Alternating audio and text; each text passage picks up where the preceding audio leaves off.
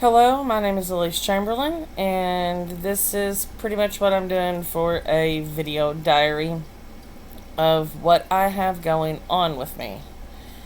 Right now, I do have some physical conditions. Some of them are known, some of them are not.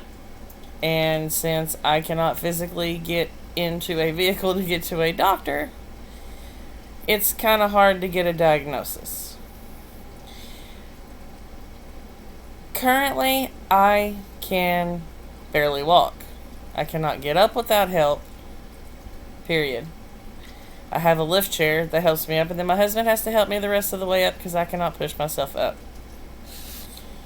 But either way, I want to apologize for the lack of lighting. I'm doing this in my living room because that's where I stay. And as soon as I can afford better lighting, I'll get I'll get better lighting. But right now, this is what I got, so I apologize. But a little background story, so you can kind of understand what's going on. First of all, I've had problems with my legs my entire life. I have had pains that run from my knees to my ankles for as long as I can remember. They kind of chilled out about the time that I hit 24. But even then, even now, I still have some of the pains. It's just not every day like it was up until I was age 24.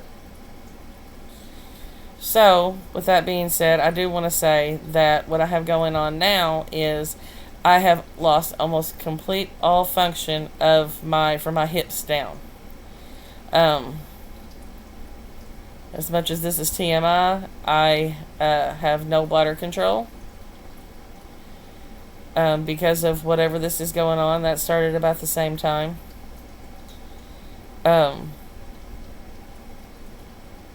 My legs stay swollen and they hurt all the time. I have had the shots in my knees, the steroid shots, and I've had fluid drawn off. They drew out a whole however many cc's of fluid you get in those vials. And within 15 minutes, it was right back. I have got the steroid shots in the knees, and a 30-day shot only worked for a week.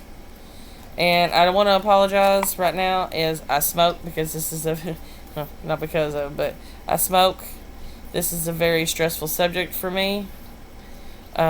So if I offend you by smoking, then I apologize and I'm sorry, but it's just, this is me, so this is how it is.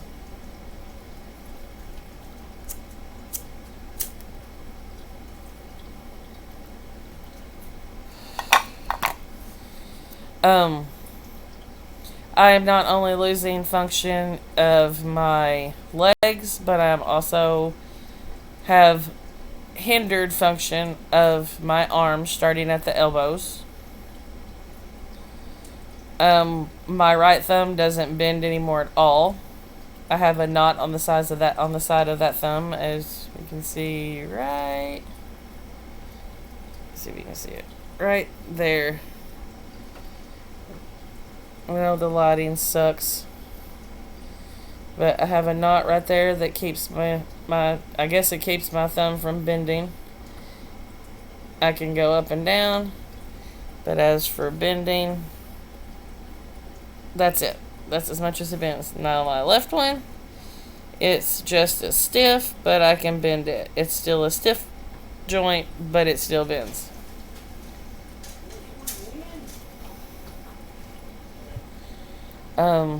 Okay, background. About 3-4 years ago, I fell and hurt my left knee. They thought that I tore my meniscus. I did not have insurance, so I did not go to the doctor right away. Once I found a doctor that I could go to that would take me with no insurance, they would just, give me steroid shots, and they x-rayed it, and they did do an MRI, and they seen that I had a torn meniscus, but I also have a bone deformity on my tibia, and I have bone spurs underneath my kneecap. I have a condition called dish that causes those bone spurs. I have bone spurs everywhere. I have them in my neck. I have them in my back. I have them in my elbows. I got them in my shoulders. Everywhere. I generally don't fill the criteria for dish, but for some reason I have it. Dish, the layman's term for it, is Forester's disease. It is also what they call an inflammatory disease, which is probably the reason why I stay swollen all the time. But I cannot do a lot of things. Walking is one of them. I have trouble eating because I can't hardly get my arms to my face. I feel stupid when I eat because I have to eat with my hand like this because I can't get my arm to my face with my wrist straight. This is it. I have to bend it like this to get my hand to my mouth, which I do not understand, but that's what works. So I'm limited on what I can eat and how I can eat because of my elbows. This one, straight. This right here is as far as I can get to my face. Wrist bent. This is as far as I can get to my face. See, it doesn't go anywhere near my face.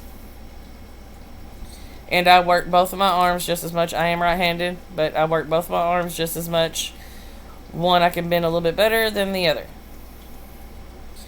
And anyway, after 3 years of going to this doctor over my knees, I just kept getting worse and worse and worse. I was constantly in there over one thing or another. My knees, my elbows, my back would go up, which I've got a bad back. I'm not going to lie. I've had 3 back surgeries. I had my first one when I was 17, so it's not surprising that, I'm having to go to the doctor over my back. The doctor said that my hip problems that I have, which my hips would feel like they'd pop out of joint. I do have bone spurs on both of my hips, one on the ball joint on my right and one on the outside of my hip on the left. And the one that's on my right does cause me a lot of issues. It does cause me for my legs to lock up quite a bit. Or it did. It hasn't done that in a while. But I was getting to where I was in there more frequently and more frequently and more frequently, and it was all over the same areas. Hips, knees, legs. Hips, knees, legs. And then I got to noticing one day that it was getting awful hard for me to walk. My legs felt like they weighed 1,000 pounds. It felt like I was trying to trudge through water just to walk. And eventually from there, I've gotten to where I'm at the point now to where I can't walk. At night, when I try to sleep, I have severe muscle spasms. They make my leg muscles feel like they're being ripped apart. The doctors have gave me muscle relaxers for that. They do not work. They gave me Somas, which are supposed to be really, really strong ones. They do not work. I don't take them because they don't work. I do not take pain pills, even though what I have going on is very, very painful.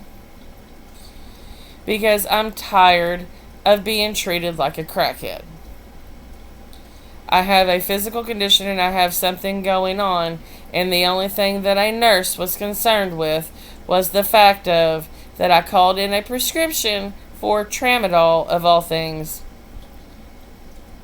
to get a refill on a prescription when I got the last prescription refilled, which is what they told me to do, because it could take sometimes up to a week to get your prescriptions called in because they are busy. I get that. I understand that. So she said, once you refill your prescription, your last one, call us and let us know. I did just that, and I got accused of overusing my medication. So I said to hell with them, and excuse me. I said to heck with them. And I do not use anything other than Tylenol or ibuprofen. I'm supposed to have an appointment set up with a neurologist for September 23rd, I believe, but it depends on if I can get to the doctor to if I go to the doctor. I cannot lift my legs up to get in a car. I cannot walk up steps. I can only lift my foot about an inch off the ground. I cannot scoot down to get into a car because I do not bend enough at the waist. To get down into my wheelchair is absolutely excruciating because I have to bend more at the waist. And once I have to get in and out of it to get in and out of a car, I can't handle it. The last time that I tried getting into a vehicle, we got a van, hoping that maybe I could just take and sit down in the seat, and then, scoot in. I could not do that because I could not push up with my legs, nor could I pull my weight with my arms because my elbows will not let me. I cannot go out of this house, period, until I tried to get a wheelchair accessible van, which maybe and hopefully I can get soon. I'm hoping, praying, because I need it. The last time that I tried to get into a regular van, I tried for 2 hours to get in this van. Could not get my legs up to get in. We tried stacking things together to lift me up to get me in there. I guess we just didn't have enough. I could walk up them, but I could not turn around and sit down in the seat because of how my legs are and how my hips are. My hips are locked in a position, and I did not have enough room on what I was standing on to turn around to sit down in the seat. I got so hot trying to get in this vehicle that I actually made myself sick. I got dizzy. I had to go back in the house, and I got halfway into the house, and I got so sick that I'm trying to think of a nice way to say this, but I guess I'm just going to say it outright. I had some water with me, and my stomach, I got so hot that I literally threw up every bit of the water that I drank while I was out there burning up, sweat dripping off of me. You would have thought that I would have ran a marathon. I had so much sweat dripping off me trying to get in a vehicle. At this point, I don't know what to do with anything. No doctors seem to want to help me. None of them seem to take me serious. So that's the reason why I decided to start documenting this. I do have a video on my phone that is about 8 minutes long of my leg. I propped it up one night, and I'm sitting there, and my leg just started shaking. It's like it's having spasms, but it didn't hurt. I will upload it as well. Ow. About a week ago, I had something pop in my neck.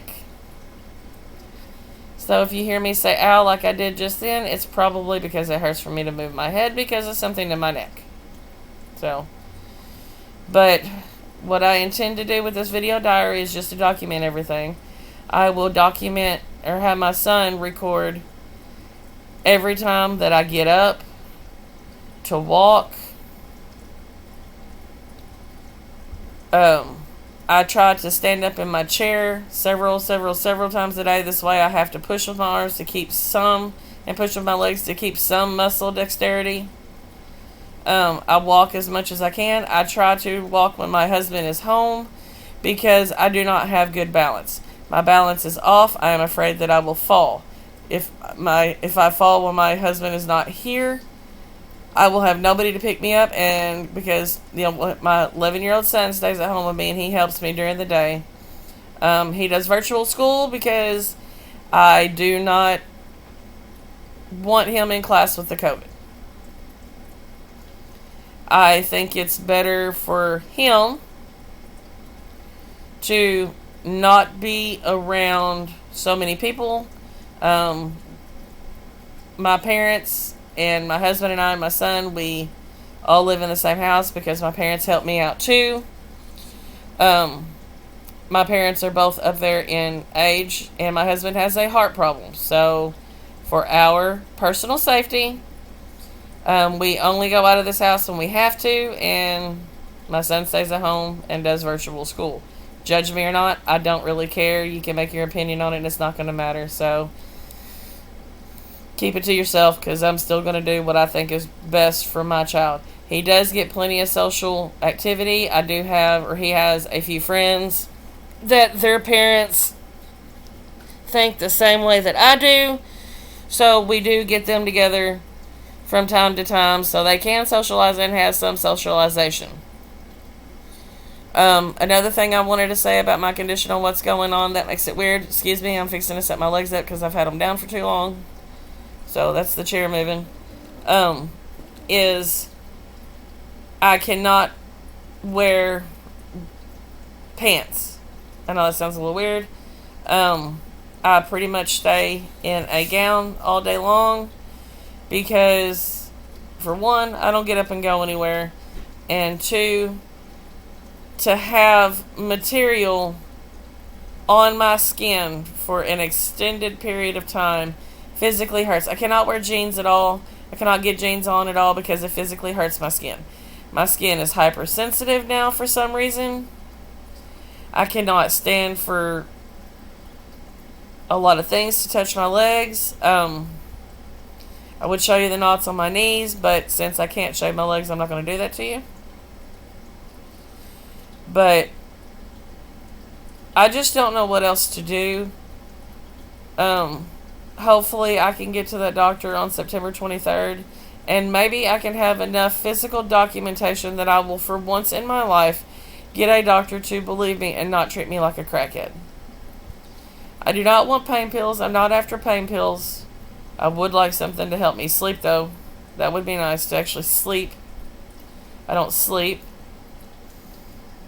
My memory is crap, but, that could be my age.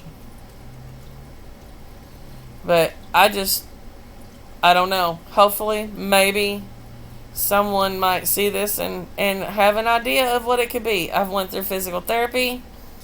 My physical therapist said that it could be anywhere from a form of MS that they're thinking to it could be brain damage. I was in an abusive relationship. I was in it for 9 years. As you can see, my hair is short. It's hard to comb my hair, so I keep my hair short. When I first shaved my hair off, I had almost waist-length hair.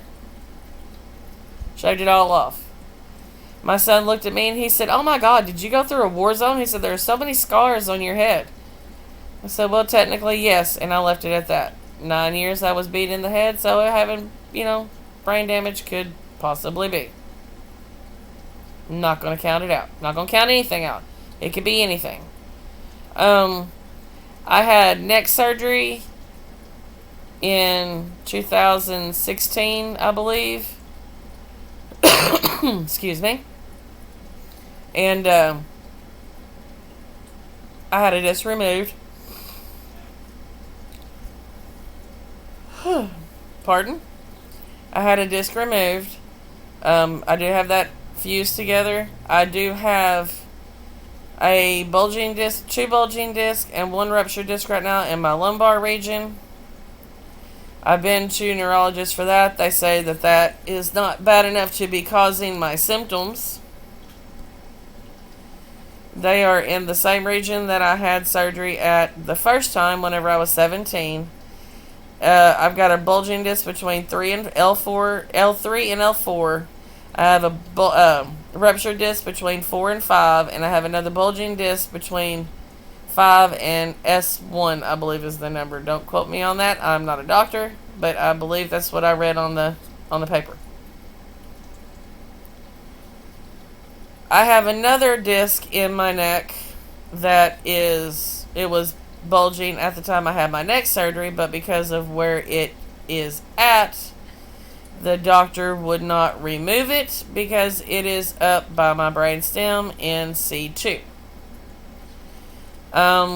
They have said that it could simply be that has ruptured that is causing all my problems. They did not know until I get to a neurologist. I have to go to a neurologist. Either way, I have something going on, according to my physical therapist, with my brain that is causing these problems. But the symptoms that I have, there is a list a mile long of things that it could be. The regular doctor that I was seeing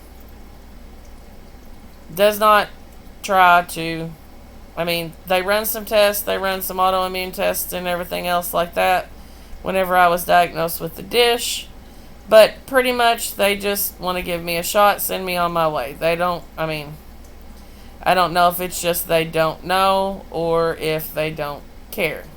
I really don't. I don't get the feeling when I'm there that they don't care, so I'm going with the latter, is that they have no clue.